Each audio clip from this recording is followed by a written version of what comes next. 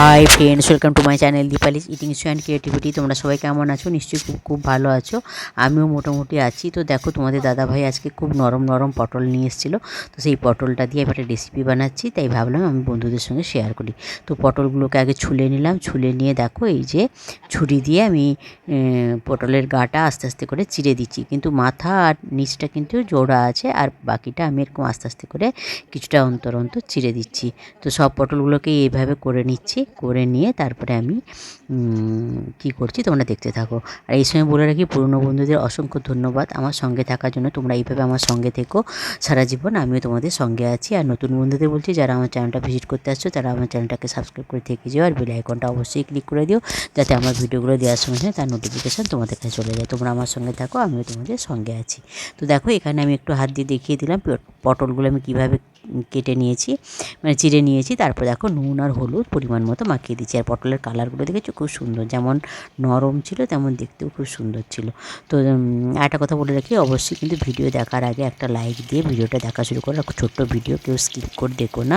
আর একটা মিষ্টি কমেন্ট করো। কমেন্ট পড়তে আমার খুব ভালো লাগে, আর কমেন্টের ভিডিওটা বন্ধুদের বাড়িতে দিতেও খুব ভালো লাগে। আর ভালো লাগলে অবশ্যই বন্ধুদের সঙ্গে শেয়ার করো, যাতে তারাও এটা রান্না করে খেতে পারে। তো দেখো, আমি পটলগুলো এর মধ্যে কড়াইতে তেল দিয়ে এটা আমি বসিয়ে দিয়েছি। আর এটা একটা নিরামিষ তরকারি রান্না করছি, তাই এটা আমার নিরামিষ কড়াইটা দেখে বুঝতে পারছো এটা নিরামিষ কড়াই। তো দেখো, আমি পটলগুলোকে একটু লাল লাল করে ভেজে নিচ্ছি, একটু ভালো করে এটাকে লাল লাল করে ভেজে নেব। তো দেখো, এই যে ভাজছি।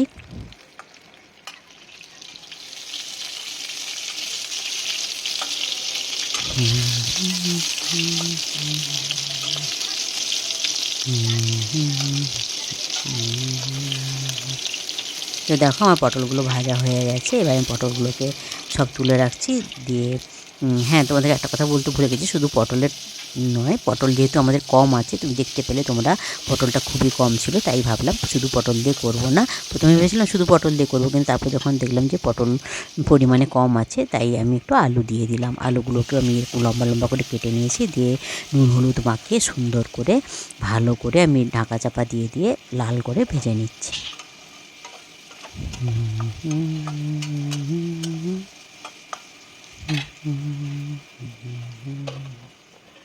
তো দেখো, এরপরে যেটা আমি বাটনাটা তৈরি করতে হবে, তাই দেখো আমি এখানে কিছুটা নারকেল, হাফ মালা নারকেল কুড়ে নিচ্ছি। তো তোমরা তো জানো আমার পায়ে ব্যথা, তাই আমি চেয়ারে বসেই কুড়ছিলাম।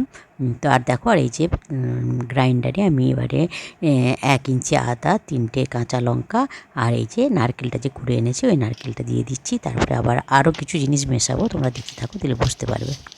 তো এই দেখো, কিছুটা পোস্ত, পরিমাণ মতো পোস্তও মিশিয়ে দিলাম।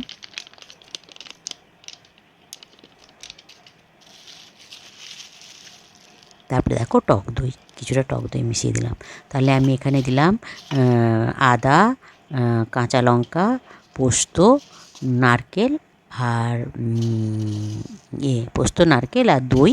আর এখানে দেখো, সাদা আর কালো সরষেও কিছুটা মেথে অ্যাড করলাম। তো দিয়ে আমি তো এটা বাটনাটা করে নিয়েছি। এবারে দেখো, আমি আবার চলে এসেছি কড়াইতে। তো কড়াইতে পরিমাণ মতো তেলও দিয়ে দিলাম, দিয়ে গোটা জিরে ফোড়ন দিয়ে দিয়েছি। তো জিরেটাকে একটু ভালো করে ভাজবো, গন্ধ ওঠা অবধি।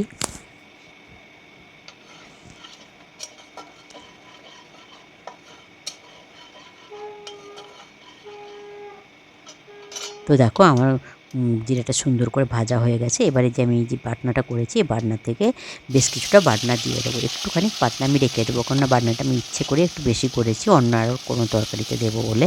তো দেখো, দিয়ে দিয়েছি বাটনাটা। দিয়ে এটাকে এবার আমি খুব সুন্দর করে এই যে বাটি, মানে ধোয়া জলও একটু দিয়ে দিলাম, নারকেলটা যেহেতু করেছিলাম।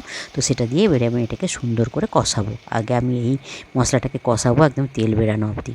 তো এর সঙ্গে একটু আমি চিনি অ্যাড করলাম, একটু মিষ্টি মিষ্টি, এটাই বেশি ভালো লাগে এই তরকারিগুলো।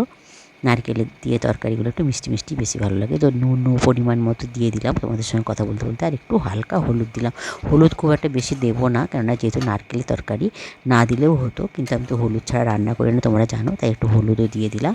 তারপর দিয়ে দিলাম দেখো একটু মানে কাশ্মীরি লঙ্কার গুঁড়ো, এটা একটু কালার আসার জন্য। দেখেছো কি সুন্দর কালারটা এসছে মশলাটার। তো এটাকে আমি আরও একটু ভালো করে ভেজে নেব, একদম তেল ছাড়া অবধি।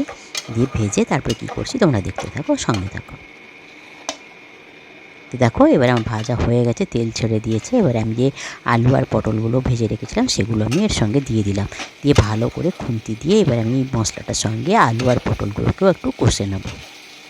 তোমরা দেখতে থাকো, সঙ্গে থেকে কেউ কোথাও যেও না।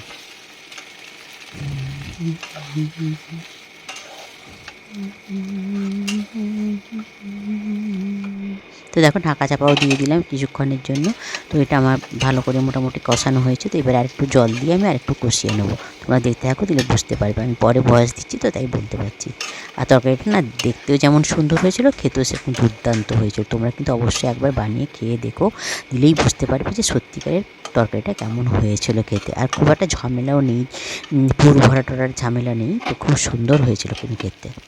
তো দেখো এই যে আস্তে আস্তে ঢাকা চাপা দিয়ে দিয়ে আমি এটাকে কষিয়ে নিচ্ছি। যত কষাবে না এর স্বাদটা ততই ভালো আসবে। তো দেখো এবার বাটিতে যে আর একটু জল ছিল সেই জলটা মশলা কষার সময় একটু দিয়েছিলাম, আর বাকি জলটা মেয়েতে একটু দিয়ে দিলাম। দিয়ে এটাকে একবার ভালো করে কষিয়ে নেবো পটল আলুর সঙ্গে। এতে কী হবে, পটলটা যে আমি চিড়ে চিড়ে দিয়েছি না, ওতে মশলাগুলো উপরে ঢুকে যাবে আর টেস্টটাও খুব বেড়ে যাবে। সত্যি বেড়েও গেছিলো টেস্টটা ওর মধ্যে মশলা। তো এবার দেখো আমি গরম জল করে রেখেছিলাম, তো গরম জলটা আমি অ্যাড করে দিলাম। পরিমাণ মতো গরম জল অ্যাড করলাম।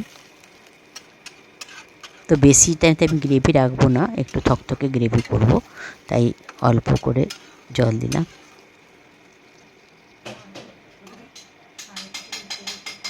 তো দেখো এবারে আমি একটু চেখে দেখলাম, জানো তো পোস্তটা যেন মনে হলো আমার একটু বেশি হয়ে গেছে। কিন্তু যেহেতু আমি এটা নারকেলই পোস্ত বানাচ্ছি, মানে নারকেলই পটল বানাচ্ছি, তাই আমার মনে হলো পোস্তের গন্ধটা এখানে বেশি থাকার থেকে নারকেলের গন্ধটা বেশি থাকা ভালো। তাই আমি কিছুটা নারকেল কোড়া রেখে দিয়েছিলাম, তো ওই নারকেল কোড়াটাও আমি কিন্তু এর সঙ্গে অ্যাড করে দিলাম। তো এটা অ্যাড করেছিলাম বলে এর টেস্টটা আরও দ্বিগুণ বেড়ে গেছিলো।